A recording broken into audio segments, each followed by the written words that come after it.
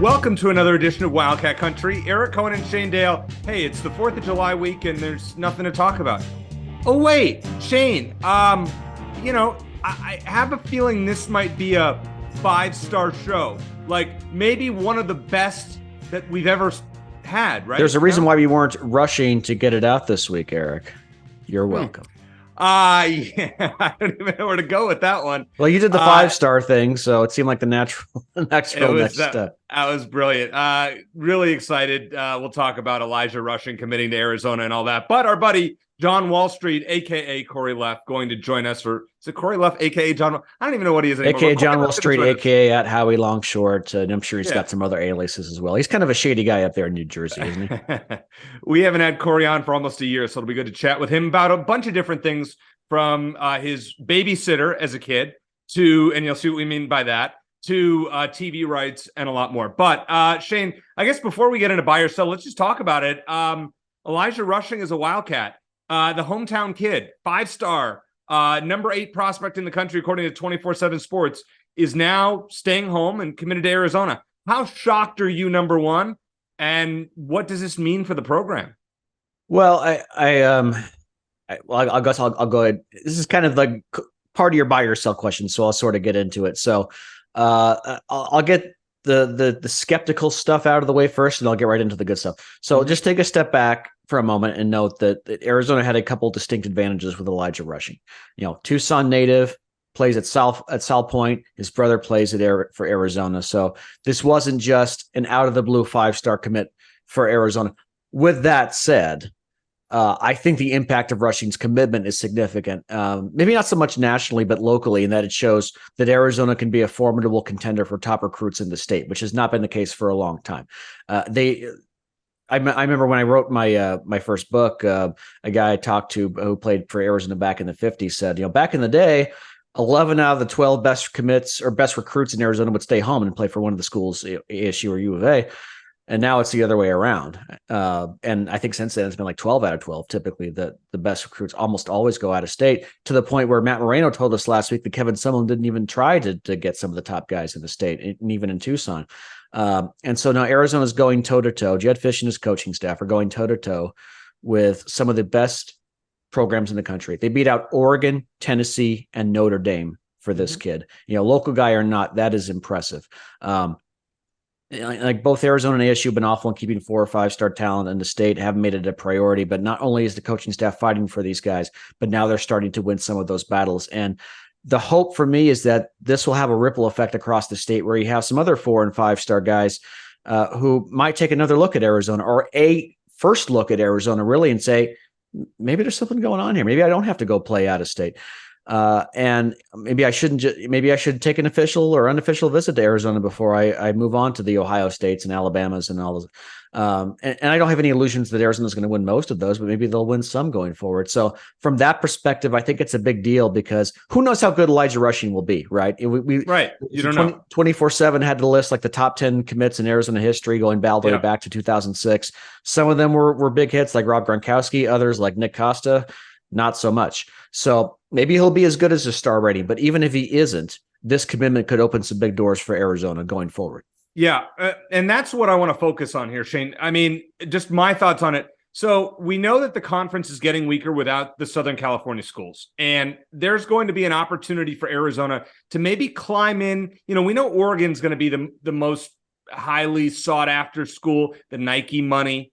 Washington has a name from the past, but Washington has had plenty of down years. They should have a good year with Michael Penix and at quarterback and everything like that. But there's an opening now behind Oregon as the number 2 school in terms of prestige in the conference, in my opinion. Well, and that's a good point. Don't forget about Utah, though. I mean, Utah's never getting 5-star kids. Yeah, no. I mean, unless they're from Utah, they're not getting 5-star kids. Like they're not going to recruit a kid from Southern California that's going to Utah to 5. In my opinion, I understand. I'm just saying I think Utah has firmly implanted itself when Winningham leaves, which will be in the next few years, I would think. We'll see. I think he's about ready for, he's probably got a few years left. What's he going to do? I mean, he's done pretty much all that he can do. He's been to how many Rose Bowls? He's never going to win a national championship there. He's, won a Pac-12 championship. Great. I mean, But I concede your point, though. USC is going to be gone, and then UCLA, which is not necessarily a football powerhouse, but they've been good from time to time. They're But gone they're still too. UCLA. They're still Right. UCLA. They're still that brand, and they still have Chip Kelly as a head coach. So yeah, I concede your point that Oregon is going to be the cream of the crop of the Pac-12. I think Utah is up there, but then there is a chance for as the Pac-12 changes for Arizona to sort of reinvent itself and rebrand itself. And not just a men's basketball school. And there's still, Arizona, step one is to become the best football program in the state, which hasn't been the case more often than not since Arizona joined the Pac-10 with ASU in the late 70s. So changing that perception is going to be difficult. But the fact that Arizona has landed 2 5-star guys now with Tedero McMillan and Elijah Rushing, regardless of how it happened, it's happened. And I don't think that they're going to the dominoes are going to fall, so they're going to land a bunch of 4 and 5-star guys going forward. But it's definitely enough to where some 4 and 5-star guys are going to start giving Arizona a second look and saying, what made Elijah Rushing want to go to Arizona? I know he's got his brother. Right. I know he's got his brother there, but he wants to play in the NFL, and maybe he thinks that going to Arizona is going to help him get there more than the other schools. Maybe since I'm thinking about going to the NFL too, maybe I ought to consider the same thing. So from that perspective, Rushing, regardless of how good he is, the fact that he committed is the biggest deal here. You look at, they've got 2 5-star players in the last 2 years, right?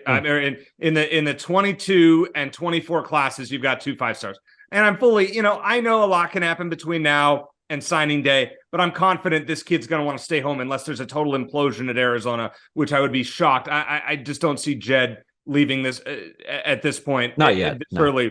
So I expect Elijah Rushing to be starting on opening day in 2024. All right, let's get right to it. It's Buy or Sell, presented by our friends at Ice Shaker. Go to iceshaker.com and use promo code Wildcat Country, capital W, capital C. Get $5 off your purchase, or you can go to fanatics.com and get yourself an Ice Shaker. These things are amazing. All right, number one, Shane, keep it simple. The Desert Swarm is back in 2024. Buy or sell. Going from Phil Steele's worst defense in the country to Desert Swarm. Yeah, we're getting there. Arizona's landed some top guys, and there's a bit of a drop off after Rushing, but most of their, I think a slight majority of their commits in the month of June, and I think they had like a dozen of them, were on the defensive side of the ball. Certainly some. As we like to say in the corporate world, some opportunities on the defensive side. Yeah. But yeah, the fact that Jedd Fisch is an offensive guy and they landed a big defensive guy is a big deal. So I will buy that it's definitely a step in the right direction. We'll have to still wait and see on Johnny Nanson's ability as a defensive coordinator. Again, I think bringing Dwayne Aquina onto the staff was a big deal for recruiting and on-field performance. But it will give him the same chance that we're giving Jedd Fisch. No, Desert Swarm is not back yet. Yeah, we're gonna sell that. I agree. We're gonna sell that, but definitely headed in the right direction. But there's only one direction to go, really, with the defense. But here's the thing, Shane. Now that you have a guy who's a 5-star guy that's coming into the fold in 24, if Johnny Nanson's defense woefully underperforms again this year, is he on the very hot seat at the end of the season? In your opinion? I think. Well, what's my standard answer? You give him 3 years. I think. At this point, I say if he stinks, if he's as bad as Phil Steele projects him to be, I think he's got to go. And then you got Aquina, and you go, here you go, Dwayne, you're taking over this. He's a veteran defensive coordinator that's coordinated for winning teams throughout his career at multiple universities. You give him the keys. If Nanson's not the guy, I don't think. I don't expect Arizona's defense. I don't think it's going to be as bad as Phil Steele thinks, and hopefully we're going to talk to Phil soon.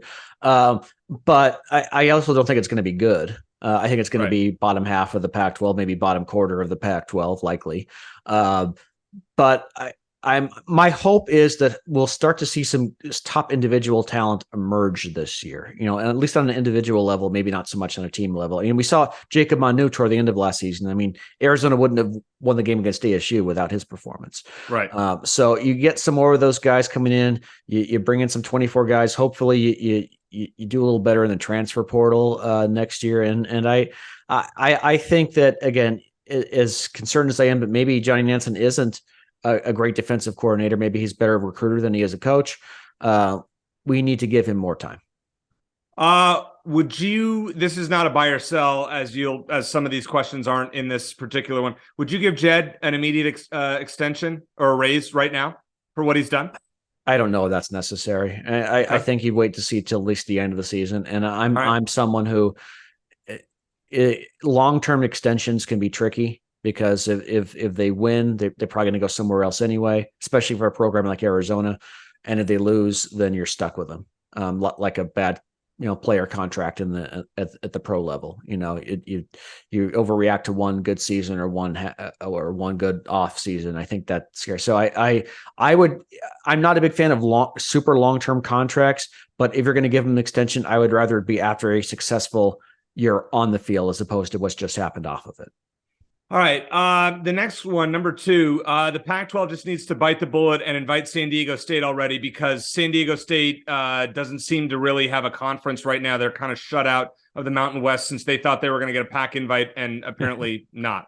Yeah, what a mess for them, huh? Like I tweeted the other day, they're turning into the Arizona Coyotes of the NCAA. They seem to be homeless for the time being. No one seems to want. I mean, it's funny because their men's basketball team just went to the national championship game, and they've got a good men's basketball team and football program. But yeah, they've made some questionable decisions. But yeah, if there's one school that would make the most sense and be the most realistic to add to the Pac-12, unless we're not talking dream scenario, we're talking realistic. I think it would be San Diego State. It's a big market, San Diego. Their football and men's basketball programs, like I said, they're formidable, obviously. And from Arizona's perspective, you mentioned this before, when you were actually arguing that Arizona should leave the Pac-12 and go to the Big 12. You were saying, okay, well, what are the big rivals for Arizona? Other than ASU. Well, we already sort of have a rivalry with San Diego State in both sports. We played them a lot over the years. Yeah. I think San Diego State could eventually, and maybe sooner rather than later, become Arizona's second biggest rival in football behind ASU. From a geographical standpoint, I think that makes a lot of sense. So, yeah, if the Pac-12 is intent on staying together and adding a couple members, which I think they have to do, then San Diego State, I think, should be their first call.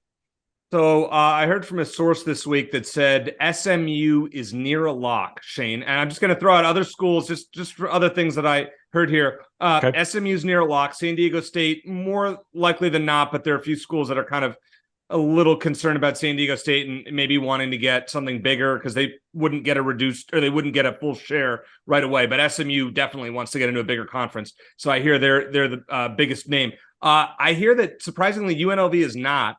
Stanford and Cal are pushing for Tulane and Rice from an academic perspective. I've also heard that South Florida and Colorado State have been in the conversation, none of which I don't like any of those. SMU, I can understand because of the Dallas market. Right. I mean, if Arizona's in a conference with South Florida, I'm probably like, time to go. I'll tell you, if Tulane and South Florida join, then I think we're starting to get to the point where regional conferences just aren't a thing anymore. Are dead. I mean, yeah, look exactly. At the Big Ten adding a couple of schools from California. So maybe that's the direction we're headed. Maybe it's everyone can fly 3 or 4 hours. It's not a big a deal. But otherwise, I don't think that makes a lot of sense. But like I said, geographically, I think that Arizona, San Diego State, I think there's already a bit of a rivalry there. So I'm just talking more from a fan's perspective. I think that would be great, but it's San Diego. It's we know what trouble they've had in terms of keeping pro teams, but it's still one of the biggest markets in the country, and I think it would make a lot of sense. Yeah, I do too. How do you feel about SMU? Fine. Again, I think that the market they would bring, the market makes a difference, right? Yeah, it does. I mean, it's not a needle mover, but and Arizona and ASU weren't either at one point. So you have to add 2 teams at San Diego State and SMU. I'm hoping that wouldn't be the end of it if the Pac-12 is staying together long term, because you replace USC and UCLA with San Diego State and SMU. It's a big drop off, but it's the way I feel about it. It's fine. Other rumors that I've heard, and we'll talk more about these with Corey, that Apple TV is the front runner, that the media payment deal would be good. It would be over $30 million if it comes through. So that the money would be good. Money would be good. Yeah. Yeah. So the other thing is that 30 to 40% of the football games would be on a bigger network, a la ESPN or somebody of that nature. So that would be good. Basketball to be determined. A lot. I mean, it could be announced I've heard as soon as the third week in July when the Pac-12 has its media days, or it could be months. So we don't know that, you never know. That's just what I've heard. Take that I'm not trying to report anything or break news. I'm just throwing that out there. And your sources here have been pretty accurate so far. Pretty good. Really good. You're not just spitballing. No, really good. So let's hope there's something to that. All right. The last one, Shane, I had to throw in kind of a curveball for you. This is not really a buy or sell question, but we'll throw it in this segment anyways. So in the spirit of Mike Candrea, Lute Olson, and Dave Rubio, who were all long-term coaches who coached 20 to 30 years or even more at Arizona, which current coach among, we'll just say football, both basketball teams, baseball and softball, do you think will be around the longest at Arizona? Probably Adia Barnes or Caitlin Lowe. But both are alums. Both love the university and the city of Tucson. I'd say Caitlin might be a bit more likely, provided she can turn the program around pretty quick, which I think she will, because you won't find many more softball jobs that are more attractive than Arizona. I don't really think that she and her family are necessarily interested in moving out of Tucson. I throw Chip Hale in there for the same reason, but we know he's got to show some improvement at Arizona if he's going to be there long term. But I'm just going back to what he said as far as he wants this to be his last job. So sure. I think he wants to be here long term, and just a matter of will he have success to justify it. As far as the other guys, I think Jed will move on eventually if he continues to have success. I don't think it's going to be as soon as a lot of people might think. I think he wants to accomplish some things here. Then I think when he says, okay, I've done everything I can at Arizona, then I think he would go. And let's remember, he hasn't had a winning season yet, so let's not count our chickens, but certainly headed in the right direction. And then Tommy Lloyd, maybe he wants to go back home to Gonzaga, even when Mark Few retires. So I don't know. That's probably going to be a ways down the road.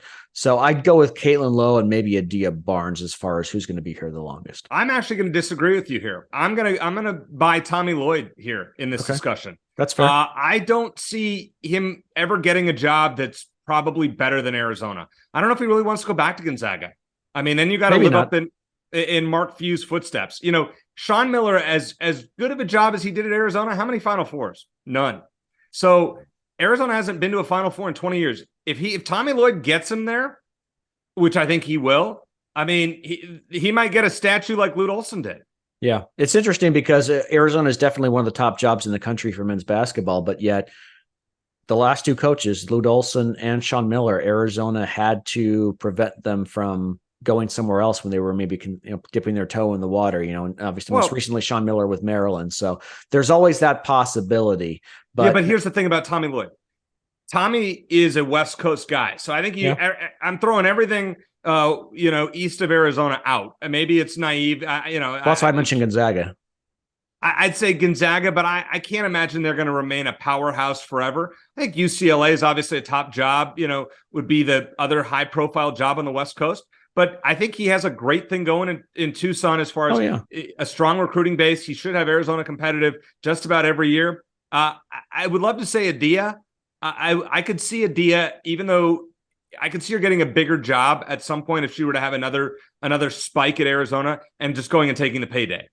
Yeah. And what's interesting about that is I might not have thrown Adia in there if it looked like she was going to keep Arizona as a perennial top 10 team, and that just hasn't been the case. And so I don't think that the market for her is quite as big as it was a couple of years ago. And she has a good contract. She earned 2 pretty swift contract extensions after the getting Arizona the national championship game, which by the way is still surreal that happened. Surreal. Absolutely surreal. Yes. But, so I keep that in mind, but I think that, Caitlin Lowe, it's just, she's, played at Arizona. She coached at Arizona with Mike Candrea. She's got her family here. It's a destination job, the softball program. As much as we talk about the men's basketball program, the softball program has been by far the most successful in terms of championships at Arizona. So, maybe there would be a couple other places that would come calling if she did well, but even if they did, I don't think she'd go unless it was a lot more money and her family was on board for it. Well, it's been an exciting day. We're recording this obviously Thursday evening, and it's been a really exciting day for Arizona fans especially if you're an Arizona football fan and diehard like I am and Shane is. So let's talk to our buddy Corey Leff from AKA JohnWallStreet. You can find him at Howie Longshort. I always get them all. I know. I intersperse them. He's got so many names. So we're going to talk to him here on Wildcat Country.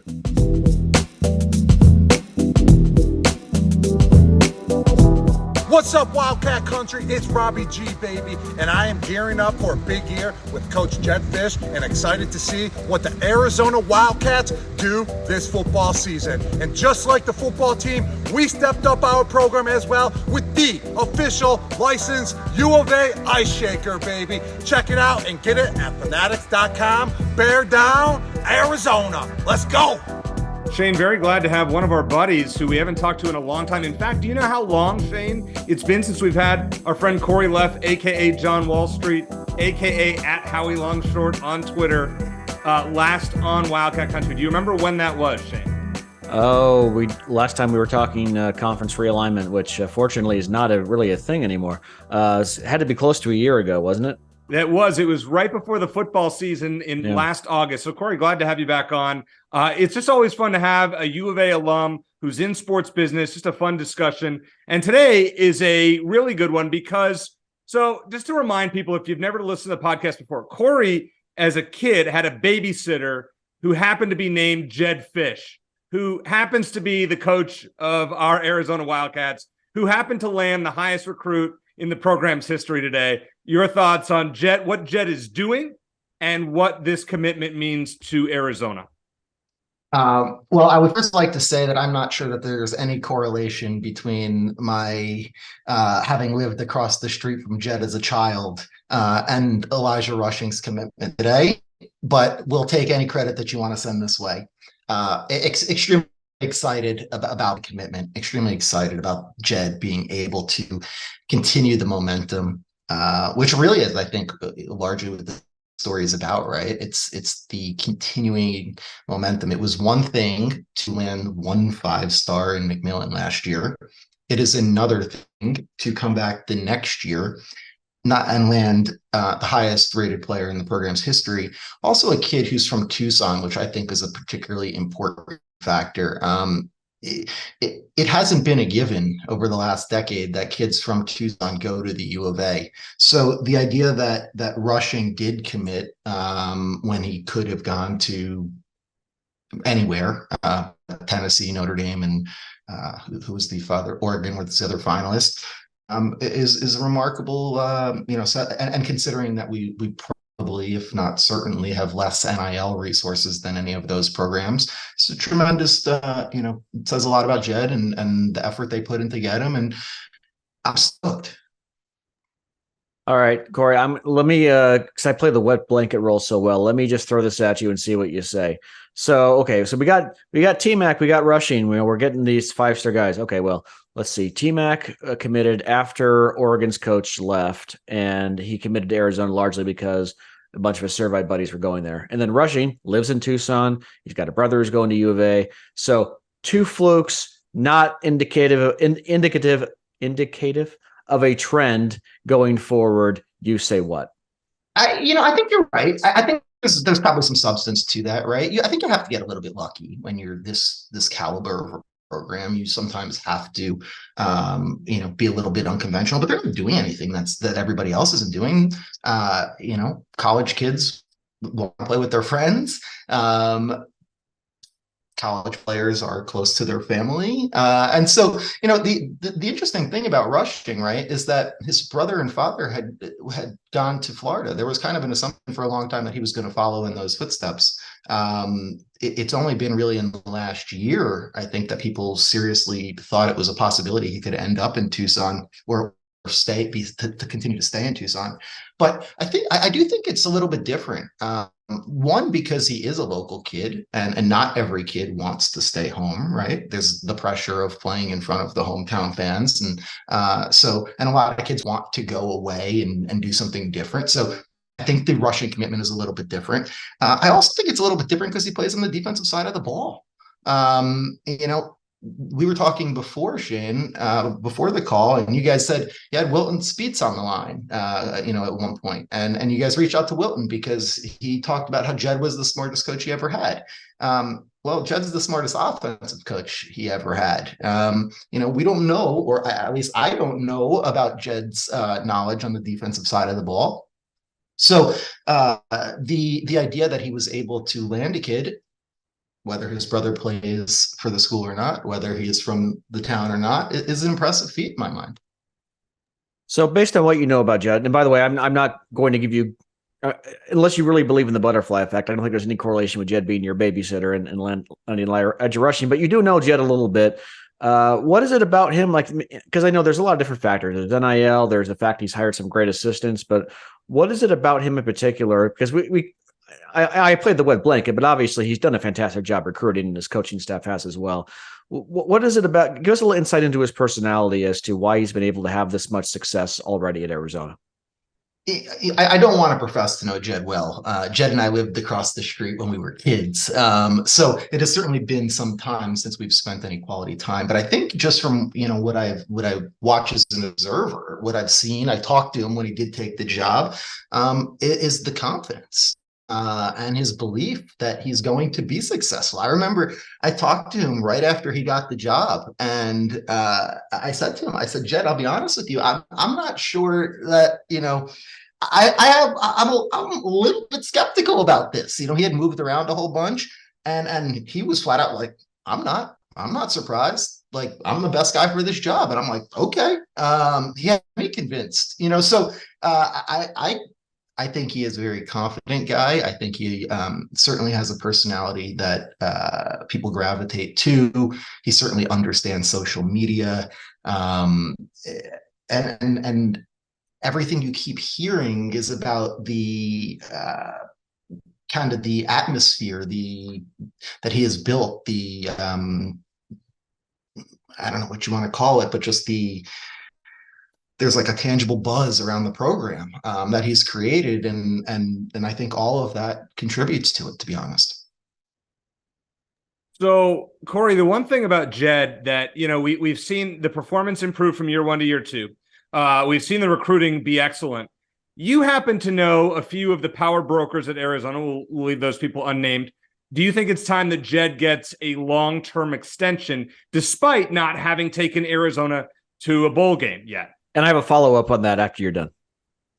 I don't necessarily have a strong opinion on that.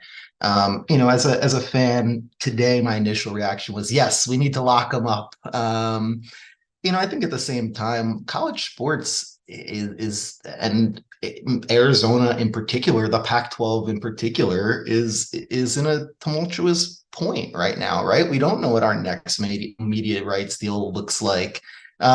So, my gut says yes, he's done a fantastic job, and Arizona should continue to keep him happy. We want to do everything to ensure he stays here.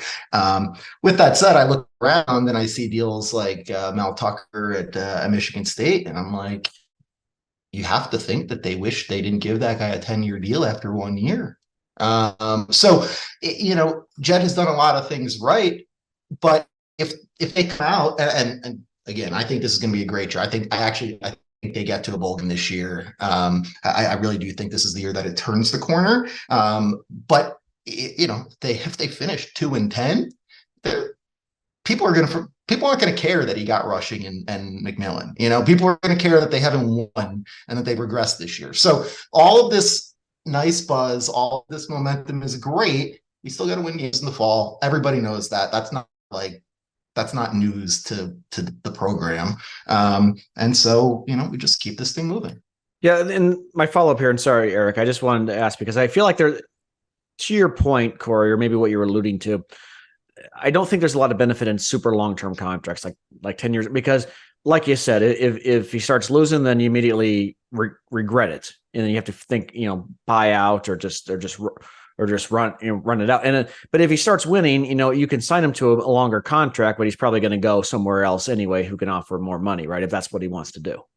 100%. I think all you can do is try to keep him happy, right? All you can do, and that may not necessarily mean the most money. Some coaches maybe his kids end up coming to the U of A, and he wants to be there. Well, remember Rich Rod's kids came to the U of A, and he wanted to be there when his kids were there. So, it could be there's all different reasons why people stay at jobs. But I think, as long as Arizona makes him one of the upper echelon paid coaches in the Pac-12, I I don't see any reason. Tucson's a great place to live. He said it a million times that his family and he adored the city. So, I certainly don't think he's scratching to get out by any means, which was the perception, I think, and the fear initially. And I think that maybe maybe if the commitment of another 5-star just alleviates any remaining doubts. So I want to transition here. Speaking of, like Jedd Fisch, obviously there's a ability to compete in the pack, whatever they will be, with USC and UCLA gone. But the big issue right now is the TV contract. So assuming the conference stays together, and I've heard the rumor, from a source that Apple is the leader in the clubhouse to get the majority of the pack whatever's rights. How do you feel about Apple as a primary distributor for this conference? A disaster. They cannot go behind a pick like that. An absolute disaster. That is a conference killer. Now, that doesn't mean some portion of a deal that goes to a streamer is necessarily a bad thing. I think the best and only scenario that the conference should pursue is one that is heavy in linear television with ESPN and or Fox.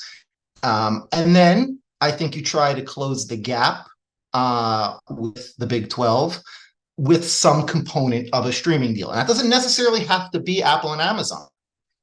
So what I heard, Corey, is that if this deal goes down, that 30 to 40% of the football games would be on a broadcast network, that they would be subleased. But the other 50 to 60% and the majority of the other sports, basketball I don't know about, would then be on Apple. Does that change your opinion?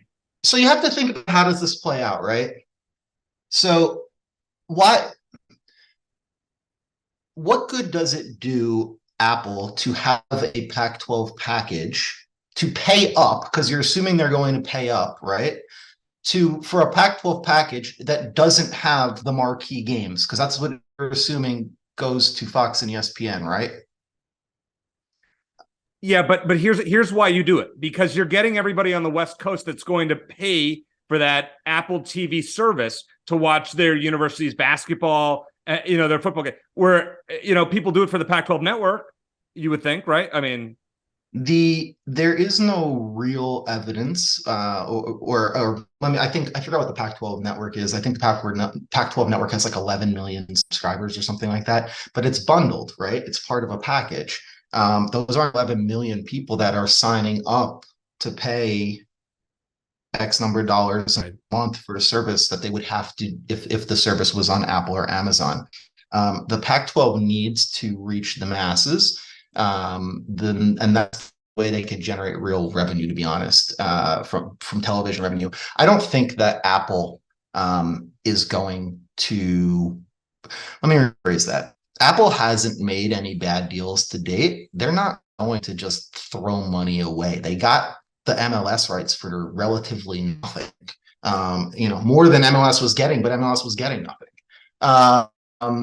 Amazon has grossly overpaid for properties like Thursday Night Football, but they're not doing that anymore. So I'm not sure that either of those two outlets are just throwing money at the Pac-12. And if they're not throwing money at the Pac-12, then why even take the money and the minuscule reach that you will end up with? I think a more logical solution is one in which a large portion of, or at least a significant portion of the game, let me rephrase that, a portion of the games, likely the late night window, resides on Fox and ESPN linear, and then a large portion or some portion of the package goes to a streamer. Maybe that's ESPN Plus, maybe that's Peacock. There's a bunch of different outlets that could potentially be, but I don't necessarily think it's a direct. I don't necessarily think it's one of these emerging tech companies. Not unless they are willing to grossly overpay, and I just don't see that happening. Corey, what just based on your experience in the sports finance world and the people what is the realistic best case scenario for the Pac-12 going forward in terms of a media rights deal and in terms of potential schools that could join the conference? I think the idea is we just got to get close to where the Big 12 is, right? I happen to think that we are going to end up I'm a Pac-12 guy. I actually happen to think that the Pac-12, the perception is the Pac-12 has no leverage, and that's true. That's true, or at least on a relative scale. But these things just don't go backwards, media rights values historically. And I know people say, well, they haven't, but they're going to start. Maybe. I'm just not sure they're going to start with the Pac-12. I think when it's all said and done, ESPN and Fox come to the rescue, get the conference close enough. They offset the balance with a streamer. And so some portion of this ends up, like I said, on Peacock or Plus or whatever, ESPN Plus or whatever. And they end up being able to spin it as they finish with a better deal than the Big 12, even whether or not it's meaningfully better. But I don't think it really matters, to be honest. Like, I think at the end of the day, we just got to keep it together for now. There's going to be another round of realignment. We know that. As soon as the playoff expands in 26, there's going to be another round of realignment. And once everybody kind of figures out what the value prop is there, and how the dollars can be split up, then we can see some movement again. But I think in the short term, the Pac-12 wants to try to keep, just keep the boat steady. And there's no reason to push all your product behind the Apple paywall where nobody could ever watch your games and nobody ever sees you. I mean, it just doesn't make any sense. And it certainly doesn't make any sense if you believe that there's going to be another round of renegotiation or realignment, and you're about to, head into into the wilderness, and we're never to be seen again. What about the potential schools that the Pac-12 could add? I mean, you hear San Diego State, you hear SMU. What are your thoughts? It's the same story that we've heard for months on end. I think that's fine. They're probably, San Diego State probably brings some sort of value in the California market. They're probably the most valuable of all of those teams, but unless something has changed, they weren't getting a full share when we talked a year ago. And I don't see why they would at this point either. So, and now, seemingly with them having little leverage, to go back to the Mountain West, that would seem even more, that would seem even more to be the case. How big, in your opinion? One last question for you, and I'll let you have the rest of it, Eric. I know it's all about football all the time, but I've asked several guests this, and I want to get your take from a financial perspective, Corey. The Arizona, men's basketball, how big an issue could that be in terms of a media deal? Like the Arizona men's basketball brand. I mean, Lord knows we haven't been to a Final Four in over 2 decades, but it's still a very respectable national brand. Does that bring any value to the table with when you're talking about media rights deals? Yeah, I mean, there's certainly value, but it's, football drives the conversation. So at the end of the day, if you're picking between, all things being equal, sure, it matters. But football ultimately matters more. It just generates so much more revenue. So, I don't really know what to say about that. There's very few programs that generate revenues on par with their football program. All right, I got UConn is I think one of the very, very few. And I would assume Duke would be probably fairly close, no? I doubt it with the ACC revenues. Probably, probably not. To be honest, I don't know, but my gut would say no. All right, so 2 last questions for you, Corey. First of all, I've taken some heat on this program from Shane and maybe from some viewers and listeners that I think Arizona's basketball schedule this season is too difficult in the non-conference when you have at Duke, neutral site Wisconsin, neutral site Michigan State, Wisconsin at home, Alabama neutral site, and Purdue, which is basically a road game in Indianapolis. Is Tommy Lloyd too aggressive in your opinion for his own good? No, I love it. Isn't this what we used to do? Load it up. Let's play the tournament, or as close to we can play the tournament in November and December, and then we'll be ready to roll come March. Isn't that the idea?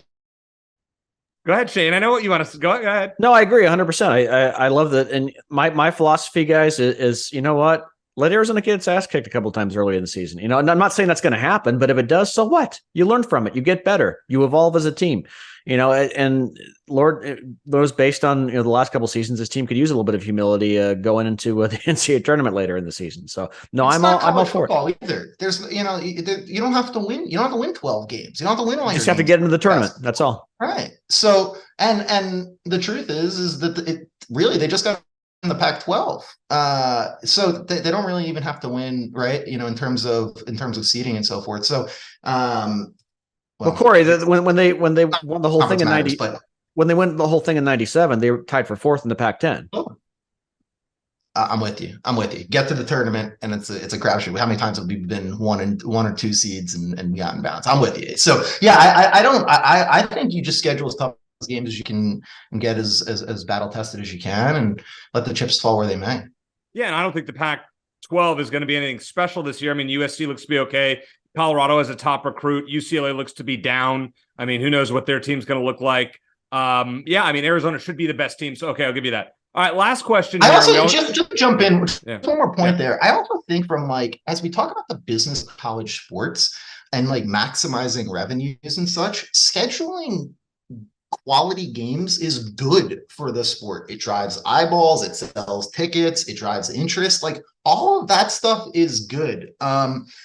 I recently wrote a story this week about how Showtime is trying to combat piracy by putting on marquee fights, and one of the ways they're able to do that is by putting the best fighters against each other. Because what happens is people have viewing parties for these big pay-per-view bouts, and they don't want these illegal streams to cut out in the middle of the fight with all their friends over. So putting the idea. The synergies aren't, the comp isn't exact apples to apples, but the idea of, putting the best teams against the best teams is good for the sport. I just have to say, I know you and Shane both love when I say, I got to admit, I've looked at some Final Four tickets recently. It is here. I didn't mention anything about Arizona. I didn't say anything, Shane or Corey, about Arizona. All right, last one to say. Yeah, go ahead. You can afford to spend more on seats because you don't have to travel. Exactly the way I look at it. Now, let's hope Arizona has a good year. This tough non-conference schedule that you guys speak of maybe pays off. They're more battle-tested. Okay. Last question. So, Corey, you've been, JohnWallStreet as a business. You were on a platform, and then you kind of had undergone some changes in the last year. Just tell us where people can find you and kind of what you're up to from that perspective. Yeah, so I just, at the end of 2022, I left Sportico, where I had been for the previous 3 years, and just working to build out a broader business around the JohnWallStreet brand. A lot of that is events and consulting based. You can sign up for the free newsletter at JohnWallStreet.com. But yeah, it's a lot of the same. We're still trying to put context and perspective on the biggest stories and trends and on the business and finance side of sports, and try to give people a little bit of a peek behind the curtain in terms of why decision makers and smart money are doing what they're doing. Always great to have you on. We hope to do it more than once a year, but great intel, just great Arizona discussion on what I consider a 5-star show here on Wildcat Country. So for Corey Leff, aka JohnWallStreet, for Shane Dale, I'm Eric Cohen. Thanks for listening, and as always, bear down.